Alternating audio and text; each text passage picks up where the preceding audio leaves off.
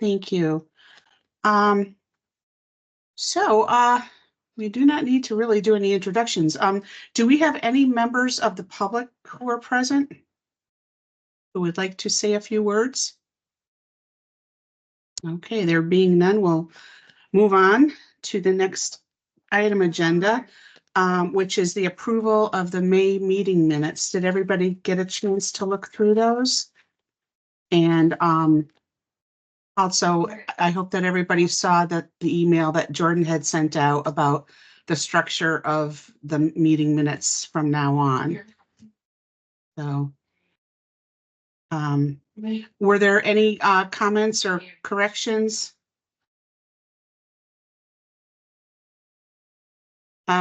Christine, you have to unmute. I thought Rick was trying to say something, but he was. Oh, okay. Rick, were you trying to say something? Said those are the last written minutes we'll see. The full ones. Yeah, well, yeah, yep. Yep. Apparently it is a very arduous process, as I'm sure that Wes can relay to us. Adrian has her hand up. I certainly admit I've never been good at minutes. I've tried in the past. Oh, am I muted? Adrian, we can't hear you. Okay, I'm not muted though. I can hear her very, very softly. Yeah. Okay. Maybe you're connected to headphones? I don't have headphones. No? Low tech here.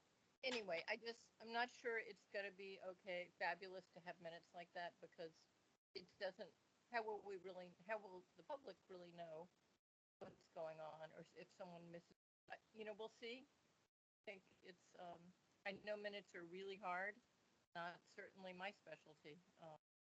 But Adrian, do you have a device plugged in by any chance, headphones or something? No, I do not. Yeah, it's very quiet, it's very low.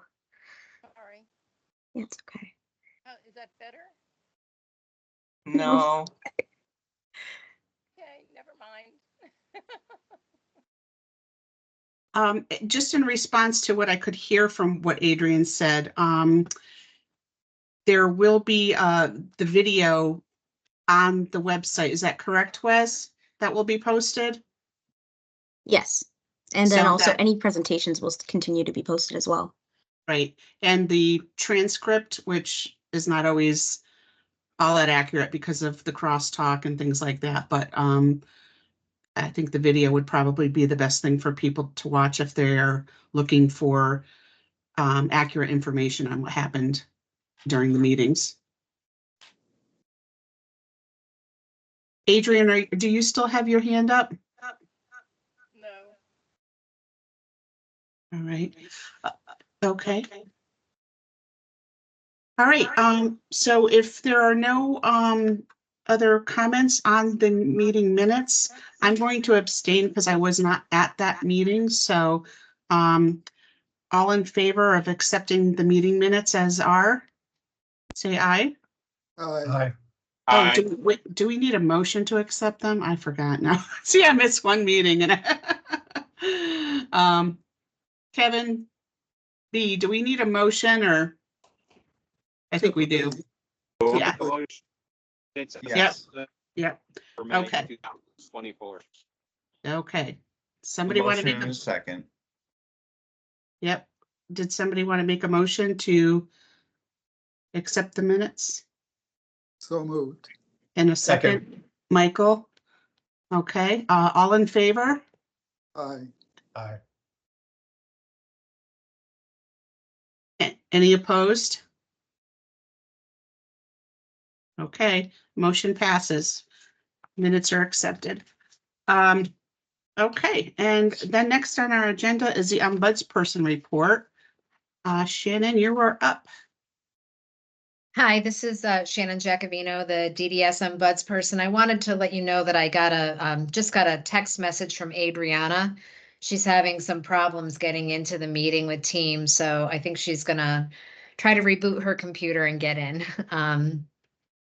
So I sent my report out yesterday and I didn't receive any specific questions about the report, but Adrian, had some questions about maybe being able to, I think, figure out some ways to maybe make the report more understandable in terms of understanding like why maybe some issues are bigger some other months than others. She had asked me to do a graph. That's not something I can do, but I can certainly try to talk to you and tell you that. I mean, I'm going to tell you right now that the number one issue that really most issues on the report relate back to is the staffing issue. And that really, uh, creates a lot of the issues that you're seeing around, the sort of recurring complaints,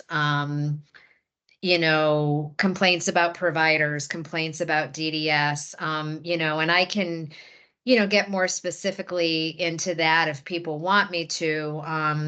But that really is the number one issue. And it's affecting everybody in the system, obviously the people who need supports.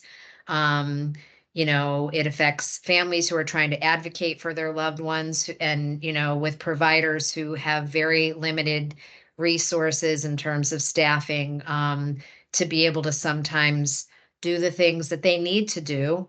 And it impacts, the DDS case managers and the regions who I think really do, honestly, an amazing job of trying to respond to that. But the truth is that, DDS doesn't have the resources they need to probably do everything they need to do all the time to address some of the issues that come up. And so,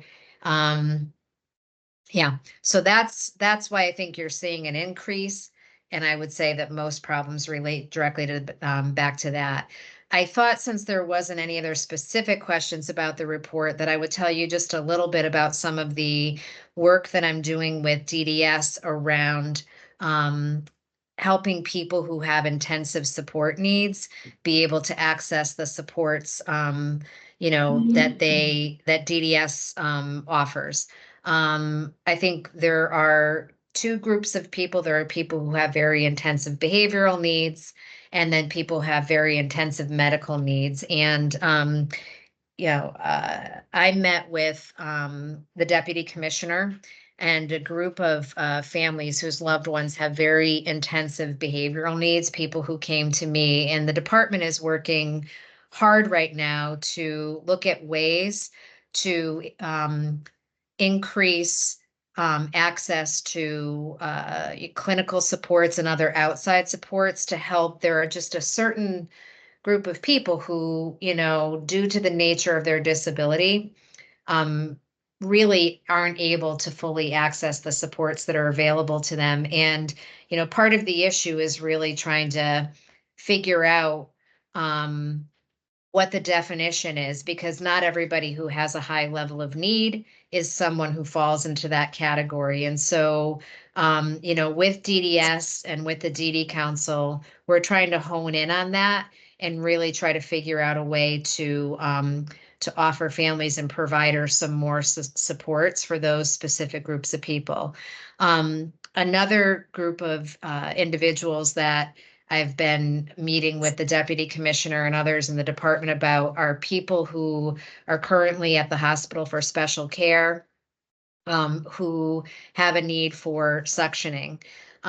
We have about 14 or 15 people there right now who really can't access supports in the community or even at DDS homes right now due to the nature of their medical needs. And so I'm very grateful that the deputy commissioner is kind of pulling together all of the different discussions within the agency so that we can try to figure out how to help these people get out of the hospital and get into the community and have the medical care that they need. And so, those are two of the things that are sort of occupying my time right now.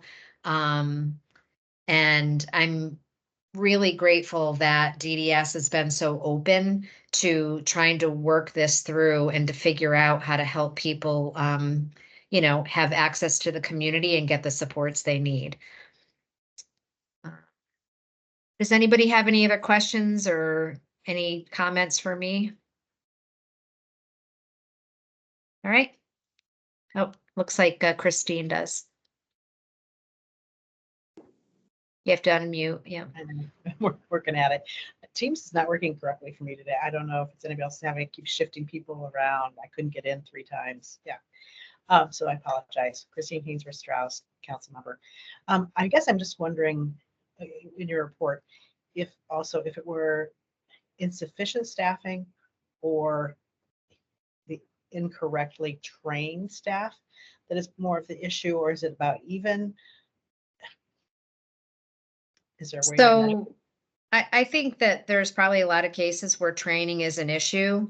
I think where that's an issue, it's something that can be addressed, so if, and I think it is, I think, where there's situations in homes or in programs where the issue is staff training, then that's something that can be worked through and figured out. The bigger issue is being able to find staff, being able to address high turnover, and, quite frankly, being able to recruit people who come to these jobs prepared to do the work that's involved, because they're very difficult jobs. And we know that, it's been especially hard to recruit people over the past couple of years. And so I think that that's the bigger issue. Mike?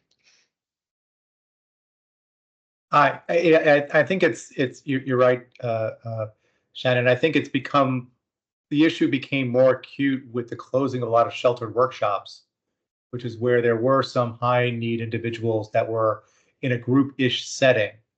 And with that close, a lot of agencies did not have the ability to create programs. And I think that's also exacerbated the situation. I was wondering if there was a way that DDS could be more creative. There are limits on what staff can be paid. Right now, families aren't able to use any of the budget because they can't pay enough if they have 20, 30 hours at $17.25 an hour. They can't get enough.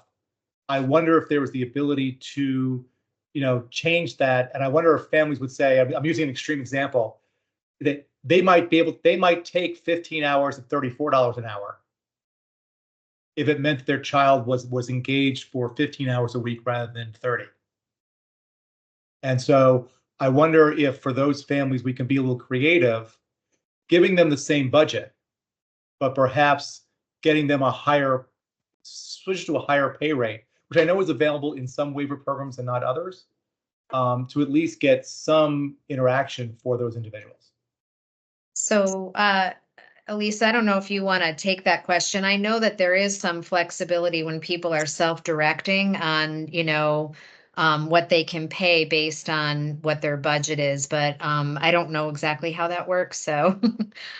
Yeah, Elisa Velardo, Deputy Commissioner. That's correct. There's probably the most flexibility in terms of what people are paid through self-direction. And Michael, I know some people do exactly that. They, if they have hours or shifts or weekend hours that are particularly where they just have not been able to recruit, they are not able to get the support at that time, that they elevate that hourly wage, and they find that that it may address the issue. So there is that flexibility within self-direction. Could we play with the flexibility when there's not self-direction? Not all families are prepared or able to find their own staff and coordinate. And again, I know, I can think of a couple of families that would willingly say, you know what, get my kid out for 15 hours a week. Can we pay double, but can I do it through an agency? So I think, and that may be something maybe it's worth exploring. I think that is exactly what Shannon and the group that has been working on that with the folks that have very significant needs is really looking at some of those creative strategies. They've done an extraordinary amount of work to identify what may be beneficial and offer the flexibility to meet the needs. And training has been a piece of that, staffing has been a piece of that. And so we're not quite there in terms of what it'll look like, but there's been some really wonderful work that's happened in that area. Shannon Jacovino, DDSM Buds person. Adrian has her hand raised.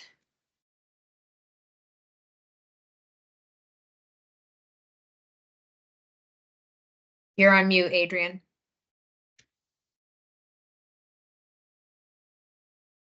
Patty Silva, Council Chair. Adrian, Wes had said in the chat that you're logged into the meeting twice, so that might be the problem with your audio. I get it. Come back to me. I'll wait. But I think you might need to log out one of your people. Will do. Okay. In the meantime, we have Pam up, right? Next. Pam Donaroma. I think a number of agencies are looking at providing a differential based on the level of support needs that a consumer may have.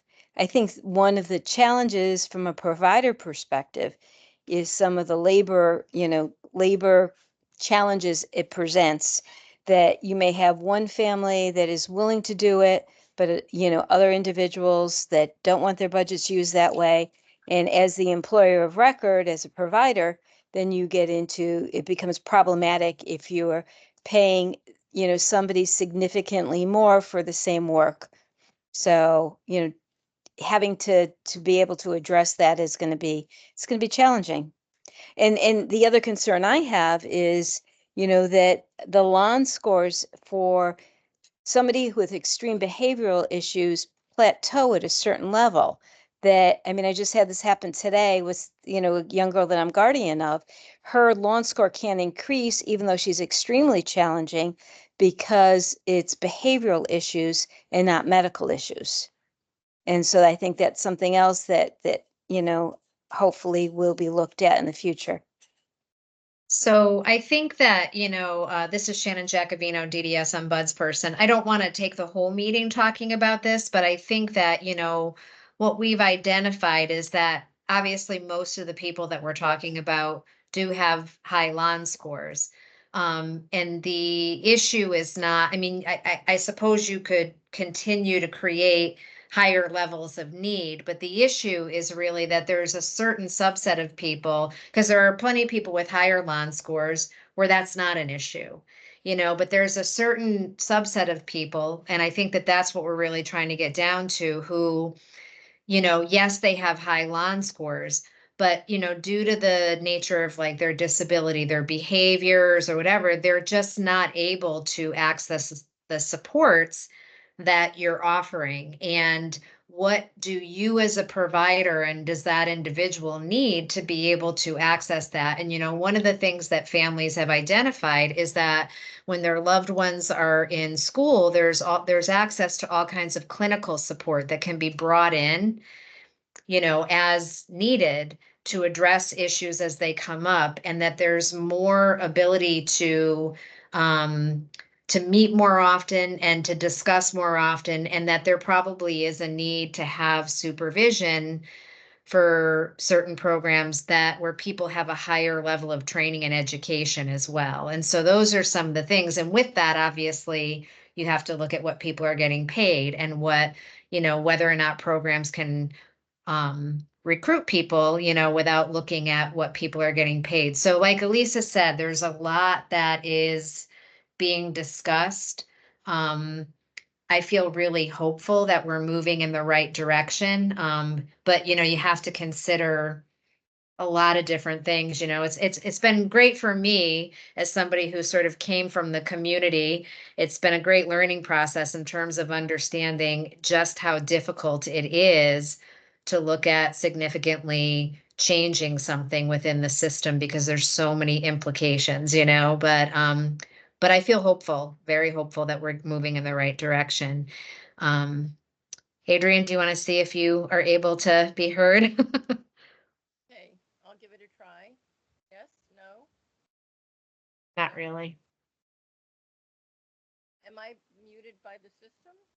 My phone says I'm not muted.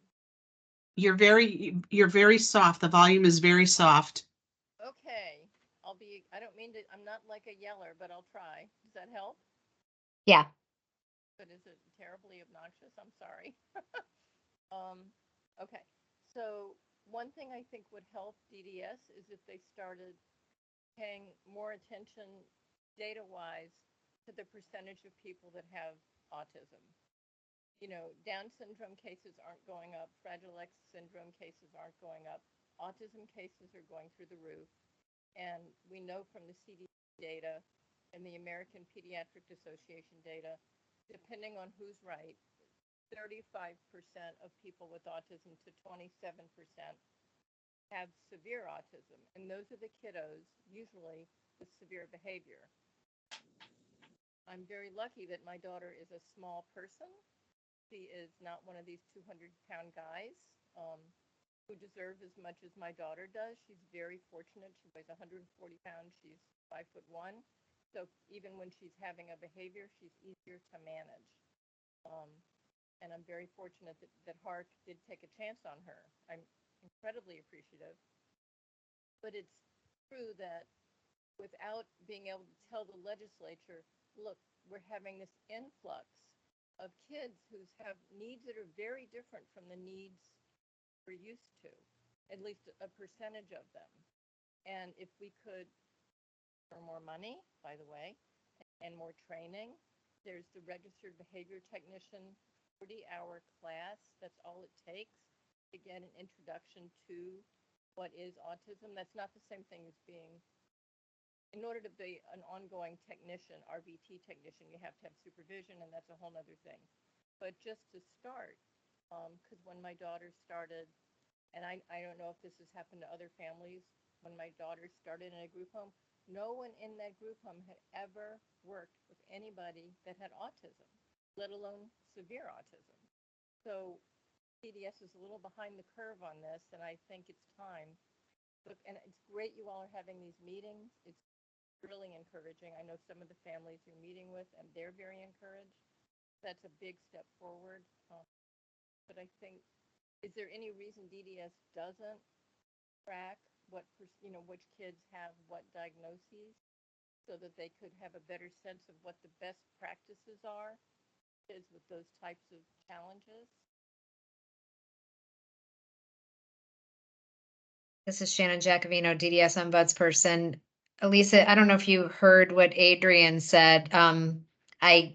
I'm going to just in a nutshell say that I think Adrian is saying that she thinks it's important for DDS to track the numbers of people with autism, specifically people with severe autism who are coming into our system, because their needs are different than the needs and very specific, and that she feels like our system is behind the curve in being able to address those needs for people with severe autism. Is that accurate, Adrian? Yes. Okay. Elisa Velardo, Deputy Commissioner. Thank you, Shannon. And I think when I provide my remarks, one of the things I was going to touch on is our Children's Services Division. I think that may be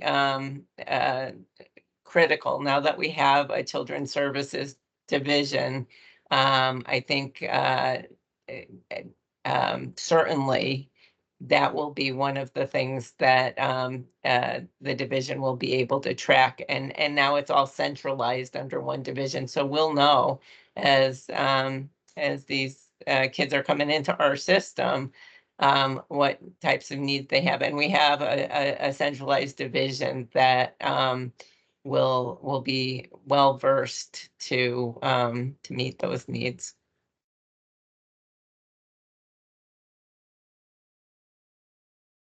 Thank you, everybody. Does anybody else have any questions for Shannon? Okay, there being none, we'll move on to the next agenda item, which is the Deputy Commissioner's update. Thanks, Patty. Lisa Bellardo, Deputy Commissioner. Since there are new council members and I have not facilitated a meeting previously, I thought I'd give you a little background information for those of you. I've worked with most of you in one way or another over the years, but I thought I'd give you a little background in terms of who I am and what my background is, and then I can provide an update in terms of what has been happening within the department recently. So I have been in the deputy commissioner role for just over 2 years. So we continue to call me the new deputy commissioner, but I do have a couple years under my belt at this point. Prior to that, I was the regional director for the North region. I came to DDS in 2015, and so I've been with the department for about 9 years now. And prior to that, I was in the private sector. I was with a private nonprofit agency for about 23 years, developed Connecticut services. And so I created a Connecticut qualified provider agency from the ground up and have a pretty in-depth understanding of the provider structure. We were provided the full range of services and some of those challenges that we were just talking about in terms of staffing and training. Been in this career from college on, started as direct support and then have probably worked in just about every area. So respite, family support, employment, residential, and now in this role that is the public sector policy and just love what I do. So that gives you a little idea about my background. I looked over the minutes of the previous meeting and I can share with you some of the things that have happened since the council last met and then can take any questions. Shortly after the last council meeting, the commissioner and I hosted a series of May stakeholder forums. And so we do this a couple times a year. They were pretty well attended. They were an opportunity for stakeholders to raise any issues, questions, really talk about whatever folks felt the need to discuss. In addition to that, we held some specific forums that were around the FI transition. So we had forums for case managers and for individuals and families that were specifically focused on the transition to a new fiscal intermediary, GT Independence. And we knew that people had a lot of questions around that transition. And so we held those focused forums to really discuss any questions that people had around that transition. We did have GT Independence participate so that they were able to directly answer questions. And we also took questions after the forums. We've continued to meet with GT almost daily. It's a huge undertaking to assume fiscal intermediary responsibilities for thousands of people. And so we've been working with them twofold.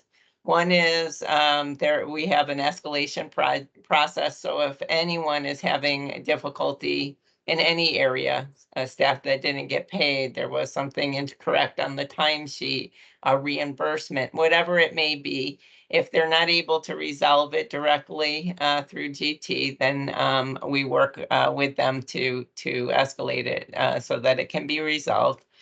And then the other is around documenting all the processes and of the new fiscal intermediary. So a lot of work going on in that area.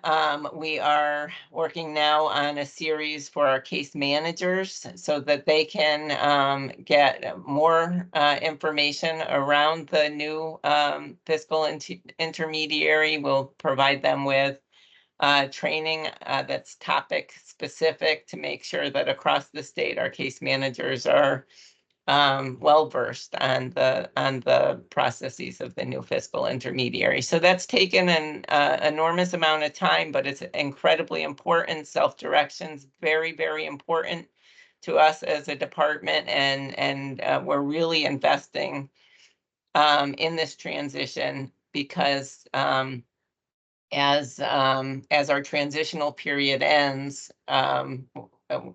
we're very, very hopeful that this will provide the foundation to expand self-direction. So there's those forums that have taken place. Our fourth Tuesday forum in May was on supportive housing. And I must say, it may have been our best fourth Tuesday forum so far, and that's saying something. We've had them for 2 years now, but we had a variety of individuals and their family members speak about their experience as they have moved from either their family home or another setting into their own apartment. And I would encourage you to watch it if you haven't had the chance. The range of people really were folks that had a variety of needs, from physical support needs, accessible housing, to support around communication. And it really, I think, highlighted how supportive housing can be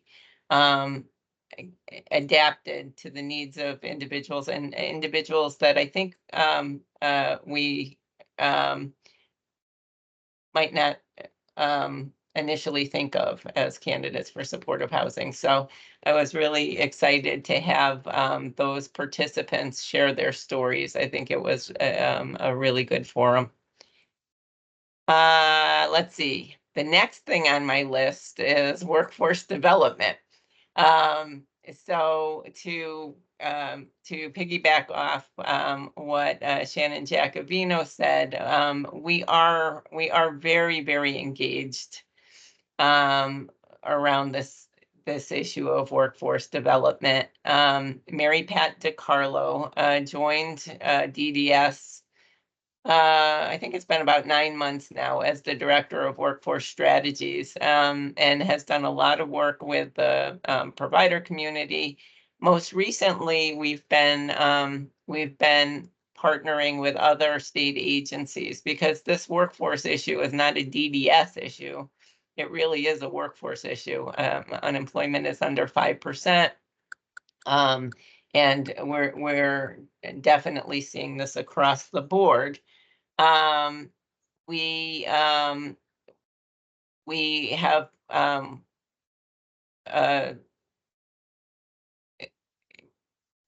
we've been we're just starting the process of working with a consultant, and the 2 areas that we're going to focus on are around a career ladder. So I think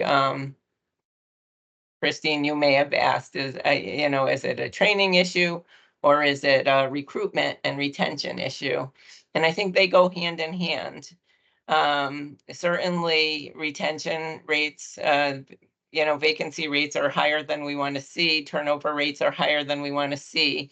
And so we're really looking at a career ladder. How can people who, like me, started in this career early on and fell in love and have a path to make this a career and not a job.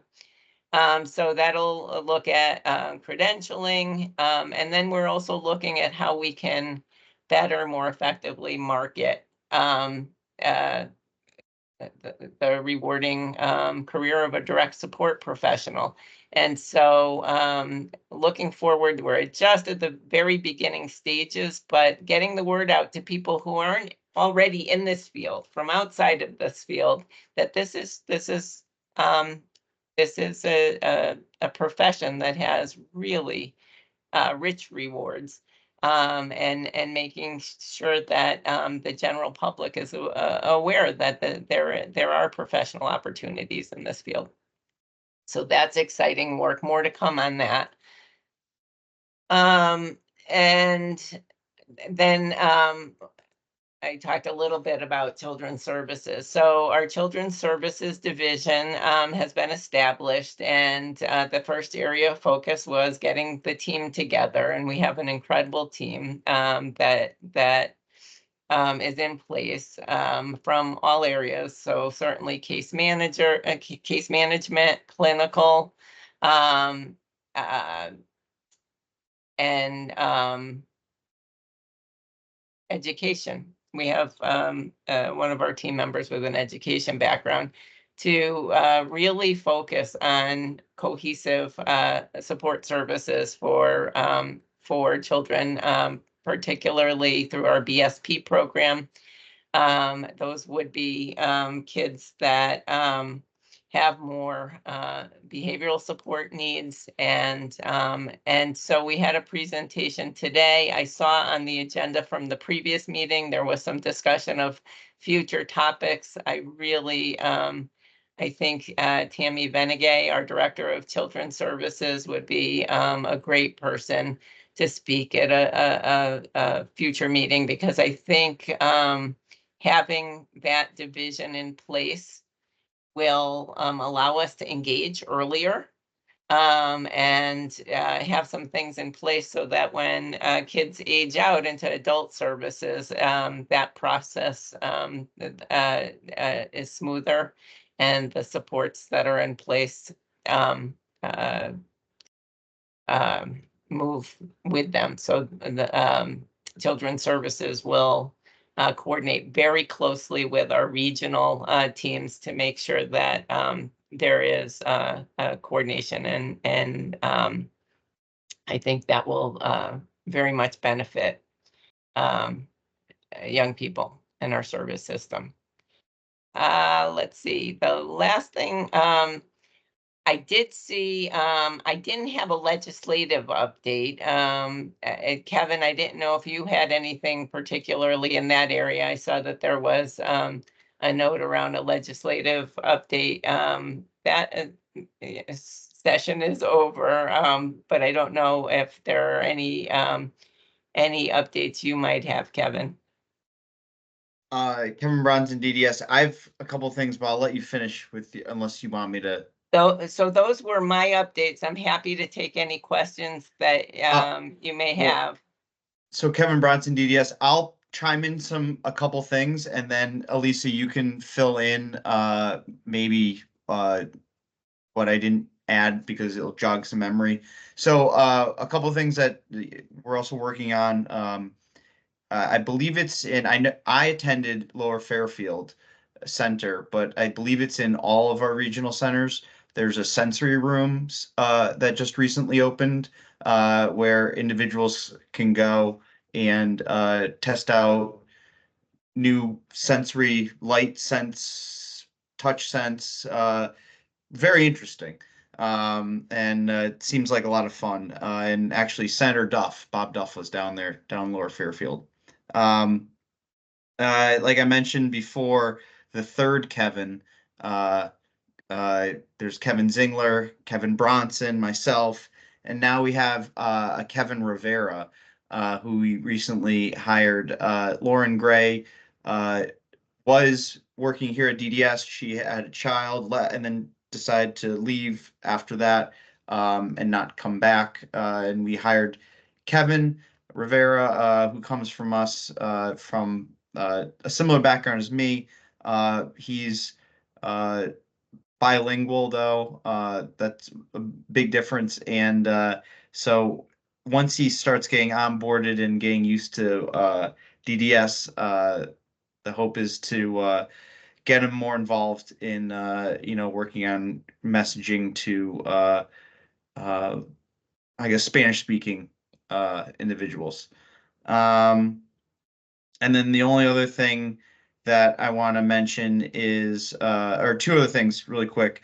We're pulling. I'm literally putting the final edits. It went through the individual and family committee and a few other people, but we have should be finalized it by the end of the week. A individual and family one pager info sheet for the paid family caregiver information that just happened. I believe Jordan mentioned that we're working on that, and that should go out. I'm hoping tomorrow. I believe Krista said she's going to send it out tomorrow. And the last thing, and if Lisa wants to expand on anything I mentioned, the last thing is that we're working with Rewarding Work. Is they're I don't know what you want to call them, but they help with connecting employers of record and individuals with who are self-directing their services with direct care support. We actually have a good problem. We have an excess of direct care staff that have signed up for Rewarding Work. And we're trying to work on getting more employers of record on Rewarding Work, using Rewarding Work and connecting them with those direct care staff before they leave and go try to find some other stuff. So I'll end there. Lisa, I don't know if you want to fill in stuff and then you can take questions. Elisa Velardo, Deputy Commissioner. Yes, that is a really good problem to have. Rewarding Work has done some interesting recruitment and has gotten a really good response. And so I think they're meeting regularly with our communications department and our team to really make sure that those that self-direct are aware of this resource. I think, as I mentioned, we're going through this FI transition. And so I think a lot of the focus has been on getting your employees all set up and paid. And as that kind of settles down and people become more comfortable with the new FI, we really want to focus on this resource that's available to them and that that can help in identifying staff. And I think Rewarding Work knows that, hey, if somebody signs up with them and then they don't get any bites, they're probably not going to sign up with them in the future. So it's really a time sensitive need to make sure that those that have registered, that have expressed interest are receiving a response in the near future. So that is a very wonderful problem to have. I did want to, you did jog my memory, Kevin, when you mentioned the sensory rooms. We did sign a contract with 3 providers that will be providing assistive technology assessments. This is really going to increase our capacity to offer assistive technology assessments and offer them not just the assessment, but the assessment, the identification of technology, recommended technology, the purchase of that technology, the installation of that technology, and the training on that technology. So that was an RFP that was issued in 2023. Took a little time to go through the RFP process and then get that contract in place. But these 3 agencies cover the whole state. And they're up and running. We have our process. We've trained our case managers, and it really should expedite the ability to access an assistive technology assessment when that's needed. That's all I have. Okay, thank you. Patty Silva, Chair Christine has her hand up, and then Pam. So Christine. Thank you, Christine Hainsworth Strauss, and Councilmember. I have 3 questions. So one is, firstly, has the FI issue gone down? And maybe that's more towards Shannon. Are we starting to see more issues resolved at this point? Should I just keep going with the questions, or do you want me to stop in between? Why don't you rest- give us the 3? Okay, and the other 2 are with GTI or the fiscal intermediary. How soon should issues be resolved? Because if they've been going on for weeks and weeks or months, and they've been escalated once or twice, and I've heard this from other people too, they're still not resolved. What do we do? Because this is just, it's taking a while. Okay, and then the third one is with rewarding work. I have myself an individual who has a self-hire, self-direct budget. Could a blast go out to the self-hire, self-direct families and let them know that there are people on rewarding work? Because I had no idea. So Elisa Velardo, Deputy Commissioner. I'll respond to the 2 GT questions, and then Kevin, we can talk about what we're doing with rewarding work, and Shannon, if you have any additional data from your perspective. Are the issues going down? We are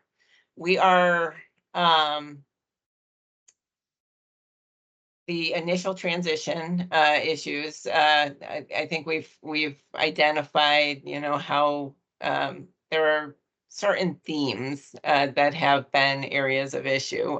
So I think people are getting paid pretty regularly. There was a glitch, not this past Friday, but the Friday before, where there was a manual process that's been done that was not completed correctly. And so a lot of people did not get paid correctly. That specific issue aside, because of course that caused a number of questions. I think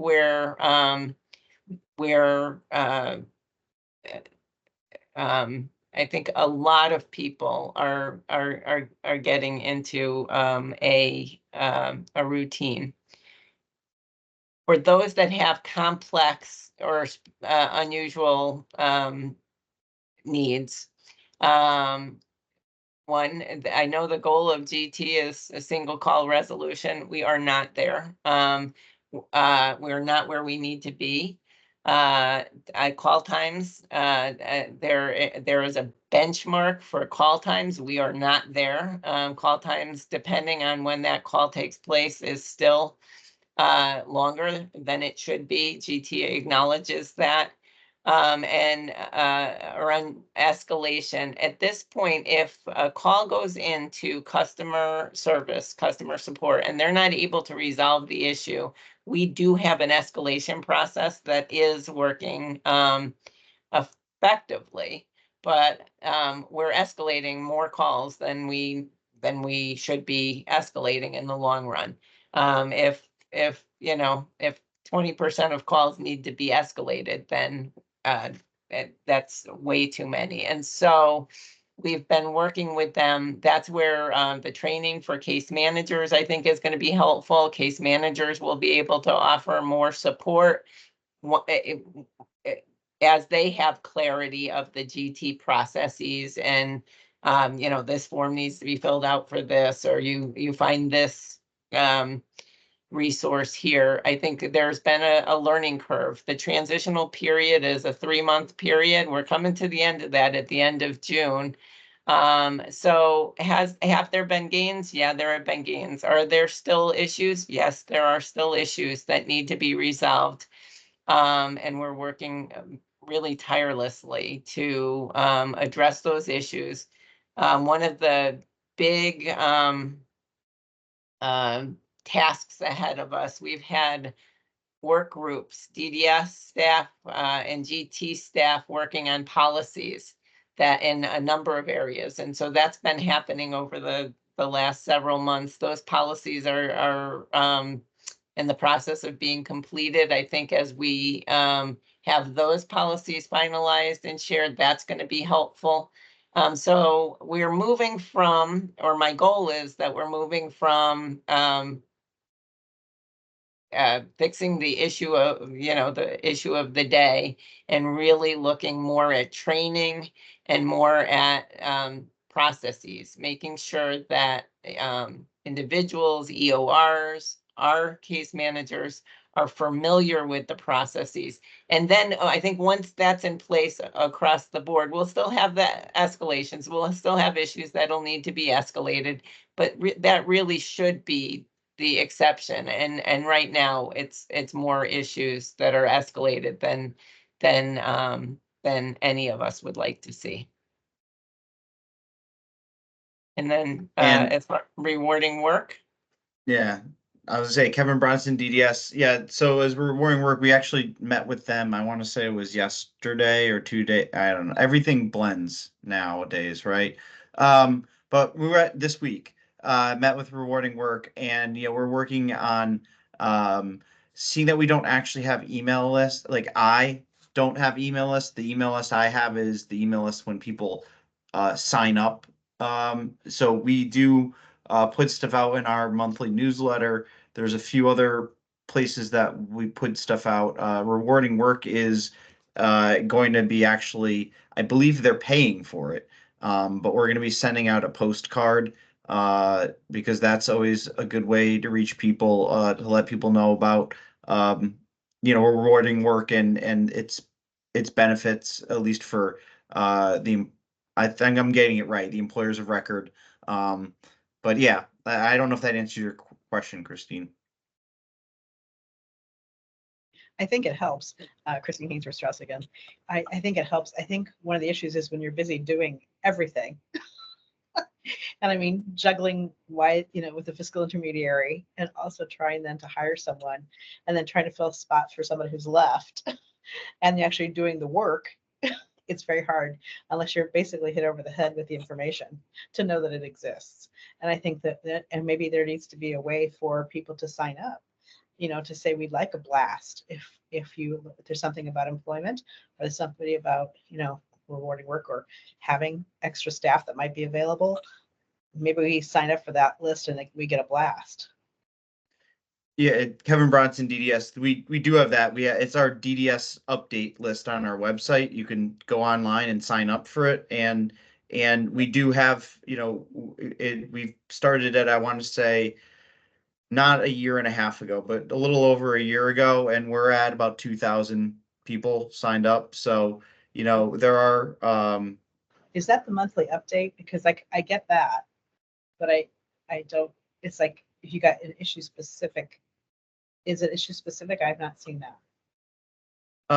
No, but So it's sorry, go ahead.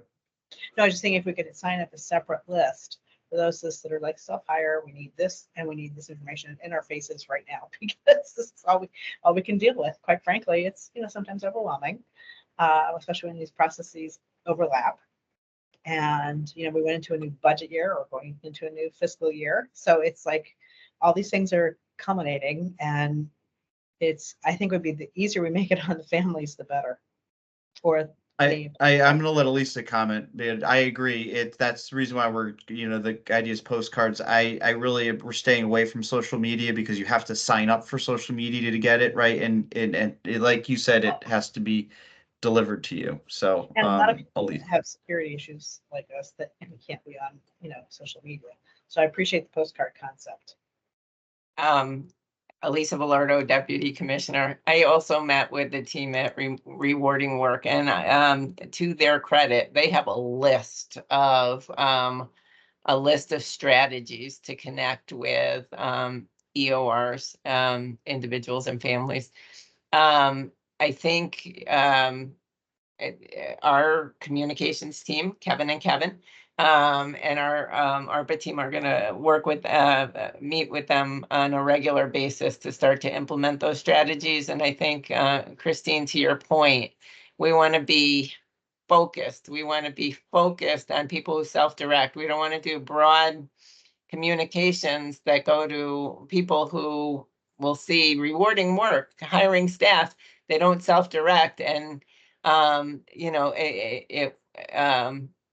it really needs to be focused on that target audience. And so I think they have some great ideas on how to hit people over the head with it. Really make sure that they have the information, that it's very, very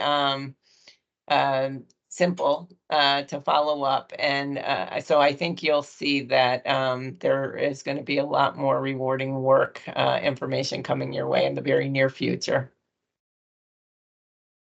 Okay, Patty Silva, Chair. Next we have Pam. Pamela Donnarumma, council member. I just had a couple requests. Kevin, when you're sending out, you mentioned that there would be a one sheet on compensating some families for care. If the council members could be included in receiving that, that would be helpful. Because I know I've had some families, inquire about that. And the other question I had was, with rewarding work, I'm a little confused because it's the first time I'm hearing about it. Is that part of DDS or is that a new agency?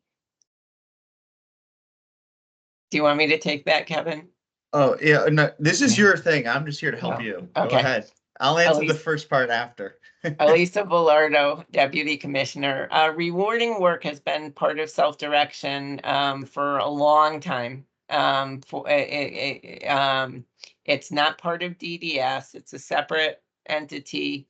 And it's a employment platform. Think of an Indeed or something like that, but specific for people who are self-directing, to match them with people who are interested in providing that support.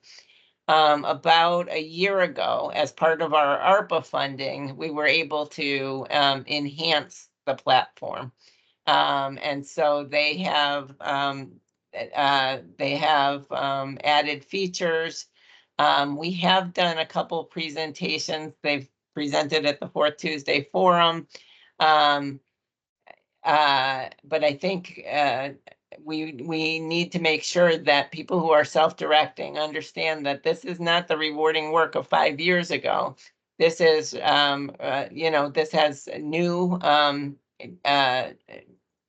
new features that are able to better provide staffing resources. And so that's what this communication campaign is, to make sure that there's targeted outreach for people who are self-directing, who need to hire staff.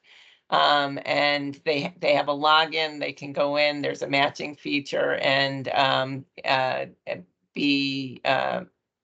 get a list of staff in their area that may be compatible. I just find it a little interesting because I see myself as an unusual guardian that self-directs and I've never heard of it. So, it's something that I definitely be looking into for, some of the families that on a personal level that I'm friends with that self-direct, but none of us have ever heard of it. So. Elisa Velardo, It sounds Deputy like a great Commissioner. resource. That's what we're trying. That's exactly what we're trying to address, to make sure that information is out there. And Kevin Bronson, DDS. Pam, to answer the first part of your question, yes, happy to send it out to you guys. And it's going to get posted on our website too, and it'll get blasted out in, the providers and the case managers, et cetera, to that email list that we were talking about. And before Adriana asks, it's not going to be in Spanish, but it'll be not immediately in Spanish, but we're going to get it translated. So it will happen, just not immediately. Patty Yeah, Silva, Madam Council Chair. Chair. I Oh, just go as ahead. well. Pam Don Okay. Roma, council member. Could you also send us some information on rewarding work? Or how to even find it? It's in the chat. Kevin Okay, Bronson, great. DDS. Yes, we can. I'll send stuff over to Wes and she can send it to the group. This is Patty Silva, Council Chair. I think Adriana's been posting some things in the chat, so you could check there. There looks like there's some links. Next, we had Michael, who's been waiting with his hand up, and then Adrian. Michael Beloff, council person. Just wanted to get a follow-up on the issue with transportation reimbursements. I think part of what happened when GTI came in, they discovered that the way that families had been reimbursed for Uber rides was not the way it was supposed to be. And that's something that GTI told us. And there have been some mention that eventually there would be a debit card to be issued for folks who would be in there. But in the short term, GTI has requested or required families to register as vendors to then submit the Uber receipts and then get reimbursed. I guess my two questions were we've asked, families have asked, and we haven't heard whether we're going to be taxed on these reimbursements, or whether from our tax standpoint, do we have to do like a Schedule C and show we've got these funds in and expenses going out? Families have been given no guidance as to what happens. And B, is there a time frame for when the debit cards might be issued? We know that things are slow to go, but some guidance on, is it a month, 3 months, 6 months, 12 months away? That would be helpful for families for understanding kind of when things should happen in the correct manner. Elisa Velardo, Deputy Commissioner. Good news on the transportation cards. GT is planning to roll them out by the end of August. They're purchasing cards, and eventually we'll be able to purchase items beyond transportation, but they're going to start with transportation because that's the most common need, and it's complex. The cards have to be set up so that they can purchase that transportation need, but not be used to purchase things outside of what's approved. And so they anticipate they'll have those cards in place for transportation by the end of August. And then we'll work through that process. And then I believe they're thinking November, there will be expanded features with those with those purchasing cards, but we will start with transportation. As far as the being set up as a vendor, my understanding is the reason for that is that's so that their system can cut checks. If it's a reimbursement for Uber or Lyft or something like that, my understanding is that's not taxable. It's a reimbursement. If it's a service provided, and I am not the expert on this, but if it's a service provided, that per ride kind of service, that might be taxable. But if it's purely a reimbursement for transportation that's been purchased, something like an Uber, a Lyft, or transportation tickets, that's not taxable. That the reason that I know people were concerned about being set up as a vendor, that's simply so that all of the information is in their system so that they can cut the check. Thank you. You're welcome. Patty Silva, Council Chair. Adrian, you're up.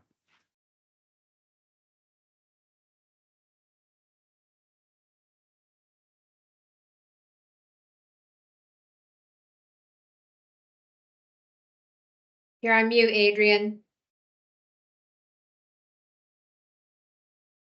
We can't hear you. Adrian, you're not unmuted. There you go. I just did it again. Okay. Okay. We can hear you very, very softly. Okay, I'll try not to be too soft. Thank you, Adrian Benjamin, council member. I used rewarding work 5 and 6 years ago. How did I know about rewarding work? I had a really good case manager told me about it. Everybody who's doing self-direction has a case manager. How about if the case managers send out an email, a text, a phone call to every single person? They know who's self-directing. They're the case manager. That, I mean, in addition, do all the things, but let's at least do that. I'm sorry, Pam, you didn't know about this. I would have told you. I didn't know you didn't know. And I guess I have a question about hiring a consultant to help with hiring, because we already hired, I can't remember the woman's name. I'm sorry, I never met her. Mary, DDS already hired someone to help with hiring, and now we're going to hire an outside consultant. I just wonder if that's a great use of funds. Sorry, I mean, I know I'm from far, I'm just a parent. I don't know the whole machinations, but you said she's been there 9 months to help with hiring, and now we have to hire a consultant. That sounds sort of not great. Elisa Velardo, that I think I did catch. Elisa Velardo, Deputy Commissioner. So number one is rewarding work. Adrian said she used rewarding work 5 or 6 years ago. And the way she knew about it was because her case manager told her about it. And you're absolutely correct. And I think part of this campaign is going to be some easy to transmit materials that case managers can provide to people on their caseloads. And so thank you for that. And the second piece was around the consultant. I want to correct the record. We didn't hire a consultant. We've been awarded a grant that provides us with a consultant. So you are correct. Mary Pat DiCarlo works for DDS. She is our Director of Workforce Strategy. She continues in that role, and she's doing a phenomenal job.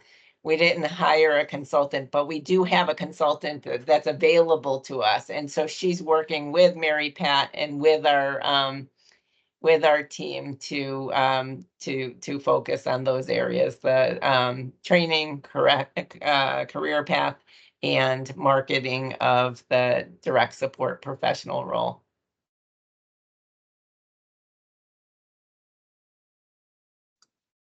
Okay, any other questions for Elise? All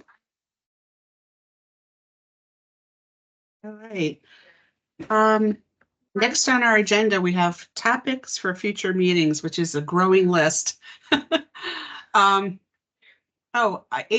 I see Adriana has her hand up. Sorry.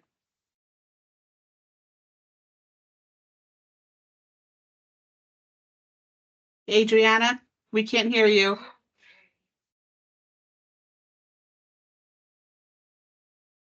Try again.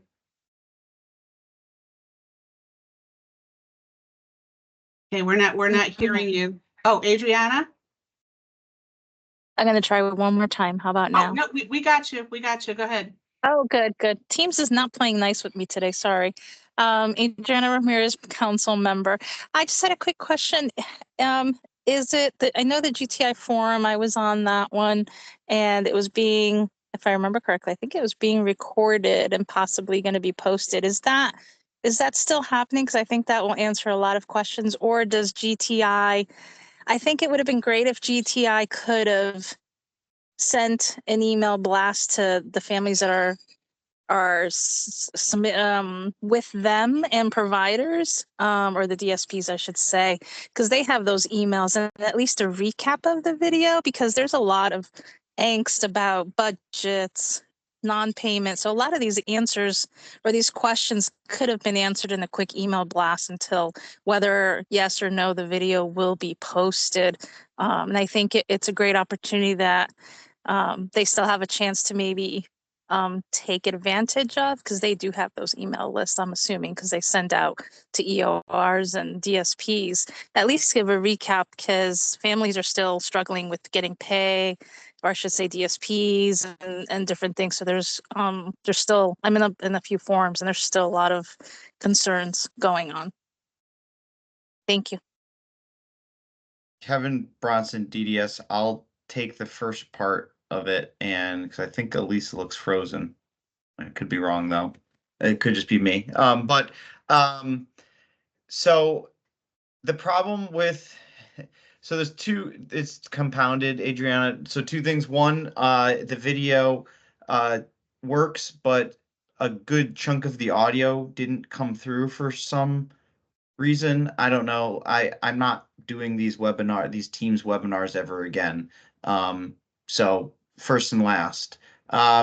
So, and the other thing too is that even if the audio did come through, I can't I can't share them because people shared so much personal information in there that it would be like HIPAA violate. I can't post that. So that like twofold, right? The audio just didn't come out. It was garbled, and what did come out and what was posted in the chat, it was just I couldn't cut it. So but we did post, I think GTI did email people, or they did post on their app something to alert people of the forum, at least, because that's how we got a big uptick in the forum. I don't know how many people actually were able to actually log in, because that was the other problem. So what I did is we emailed, not GTI didn't email out, but we emailed out to everyone who registered and gathered all those questions and comments, and I believe that GTI and DDS are responding. I think that's what Elisa would say. Sorry, so a quick follow-up. Sorry, Joanna Ramirez, council member. So Kevin, is it not, I mean, at least the presentation from GTI, was that clear enough? Not necessarily the questions, but at least their information on what they are currently doing and talking about the 80 employees, the 2 different offices, how budgets will be there July 1st. Because these are questions that I see all the time and were answered during this forum. Yeah. Kevin Brunson, DDS, not enough of it. That's the problem. It would be one of those sort of things where we would have to just probably ask them to redo it and do a single one, or I don't know. Elisa's seems like she just joined back on. Elisa, did you hear what Adriana's question was? I did. My power went out, so I'm sorry. Oh. Elisa Velardo, Deputy Commissioner. I did, and Kevin, you explained the difficulties. And so I just heard you say perhaps we have a forum where we can record it and have a clean recording and then make that available. Is that That what was, you I were said we might be suggesting? able to do something like that, but I don't know. That would be an Elisa question. I think that would be great. We need to have something that's of a quality where people can benefit from it. And we've seen technology is not our friend tonight. But I think something like that, perhaps I will bring that back to the group. I mentioned that we're doing the training series for case managers. Perhaps that might be a way that we can post those recordings. But yes, Adriana, I agree with you 100%. Having those recordings would be very, very beneficial because people could go back and hear what was stated. And so some way to replicate that would be, I think, very helpful. Thank you. No, I think Adriana Ramirez, council member. Kevin, I think that's a great idea because I've seen that with other things like recently supported decision making. They literally took 2 days and re-recorded 5 sessions that because of families talking about their personal.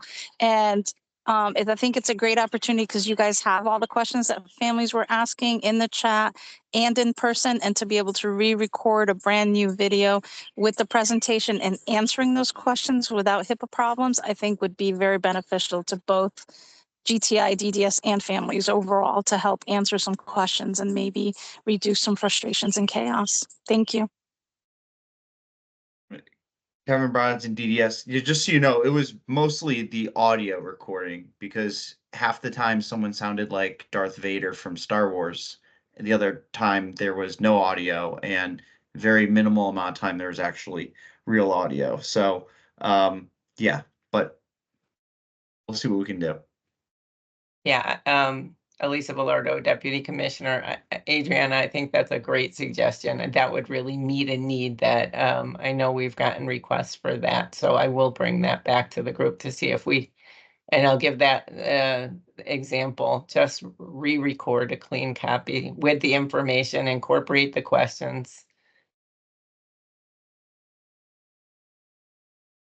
Okay, Patty Silva, Council Chair. I want to make a Star Wars joke, but I'll refrain. uh, Christine, you have your hand up.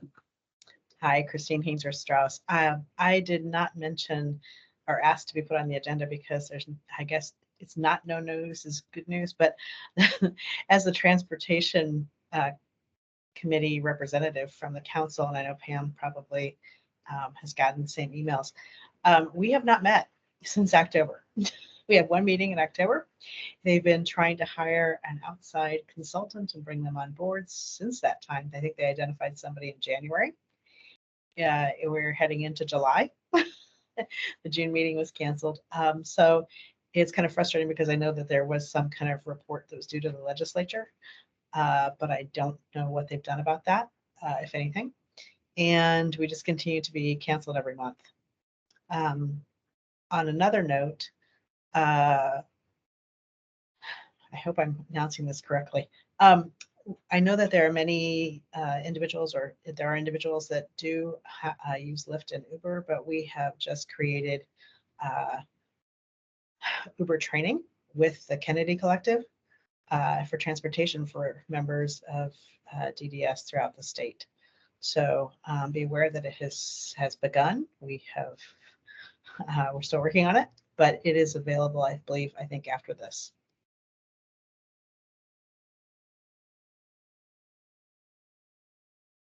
Patty Silva, Council Chair. Thank you, Christine.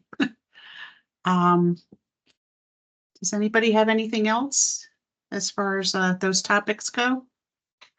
All right. If not, like I said, if we want to talk about what we want for a topic for our next meeting, there's plenty to pick from. I know abuse and neglect it's always kind of been at the top of our list, and we're still waiting to hear if there's been any movement on that. Lisa, I don't know if you'd know anything about that. Usually we check in with Jordan. He says it's still in the approval process, or the last, I don't know. Kevin, I don't know if you have any input on that as well either. Lisa Velardo, Deputy Commissioner. I don't have any update on that. Yeah, Kevin Bronson, DDS. I don't either. So Jordan would be the person, and I know he's going to be back next month. So Thank you. I think maybe what I propose we do is put that up at the top for a topic for future meetings. So hopefully we can address that once Jordan is back next month. Does everyone think that that's okay? Okay, all right, we'll do that. And then any other burning topic that from the voluminous list that we have that anybody would like to see if we could possibly schedule, at least get in the works? Christine, you have your hand up? Yes, I would love to see all of Krista's topics addressed. This is all three of them hit up for me, but also I know lots of people that are having issues with all three of those. So it'd be great to get her in and get some, definitive answers on some of these issues. Okay, so maybe we could see if Krista might be able to present on at least one of those, given our time constraints that we have. Wes, would that be something that you could check on for us? Yeah, I can absolutely do that. Great. Yeah, if there's, I don't know how long each one would take. I don't know that we could do all three. So whatever she thinks might fit into a meeting, if you could, Probably yeah, just keep- one. yeah, keep me posted on that Yeah. and we'll get that figured out. Christine, do you still have a question? Or is that legacy? Okay. All right, so if Krista is not able to, Adrian, Patty, sorry. Adriana yes. has her hand up. I don't know if you see it or not. Oh, I thought she was leaving the meeting. Okay. I don't know. It could be an old hand, so. Okay. No, She's still there. Adrian was leaving. Adrian was leaving. Oh, gotcha. Thank you. Sorry. Adriana, go ahead. Adriana Remers, council member. It's actually a question I remember just now. I apologize from earlier when Elise was giving us the update supported talking about supported housing too. I just had a quick question. For the supported housing, I know they are like selected with a developer, and usually there is a qualified provider attached to that supported. I'm sorry, I'm confusing supported decision making. Supported housing. Now, what happens when a family, or I should say, an individual, is self-directed and they are not using a provider? They're actually just using DSPs. How would that work with them going to apply for supported housing? I think they could still express their interest. I know that, and there are a variety of housing. That's where the developer puts in an application. They get points by having a provider partner, and DDS signs a letter of support. So that provider is the partner, but that doesn't mean that provider necessarily provides all the services. So for example, I believe in the Orange and the New London developments. In fact, in the Fourth Tuesday Forum that I mentioned, there's one family that has a combination of agency supports and self-directed supports. I think that's the case in Orange too. So I don't think that would prohibit them from participating.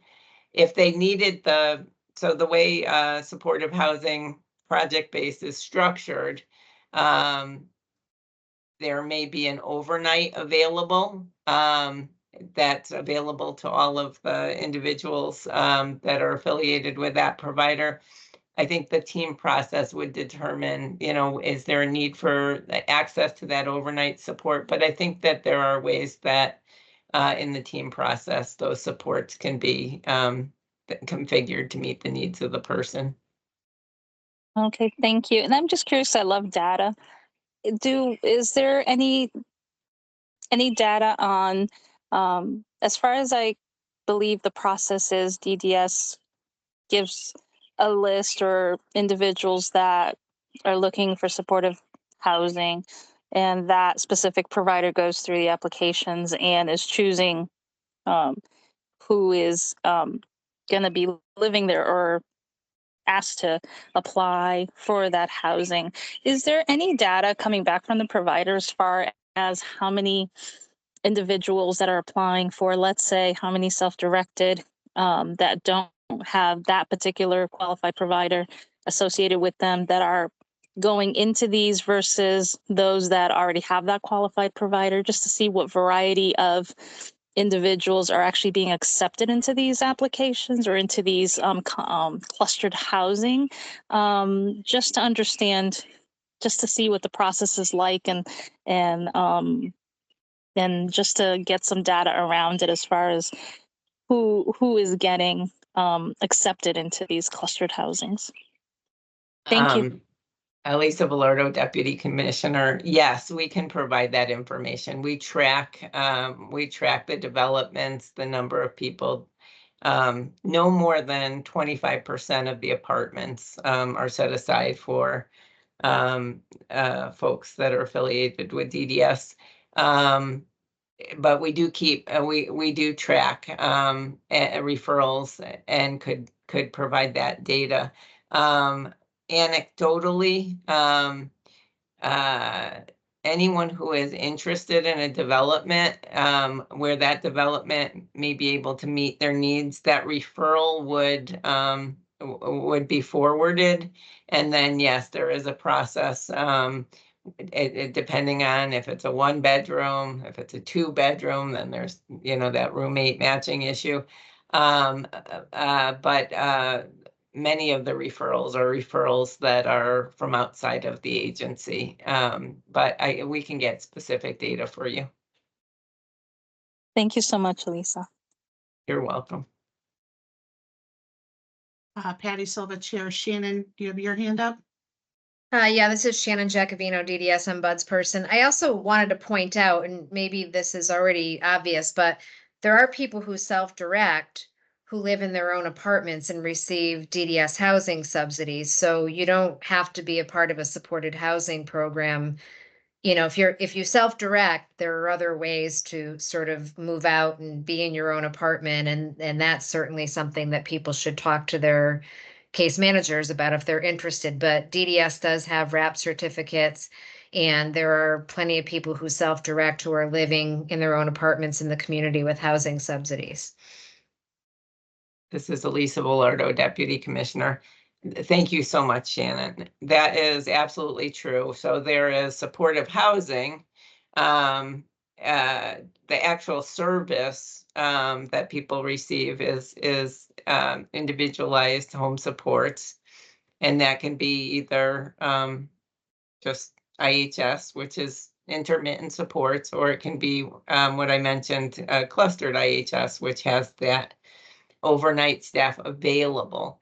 That's not unique to supportive housing. We have IHS, we have people in IHS all over the state, and we have the ability to create clustered IHS. It doesn't have to be part of a supportive housing development.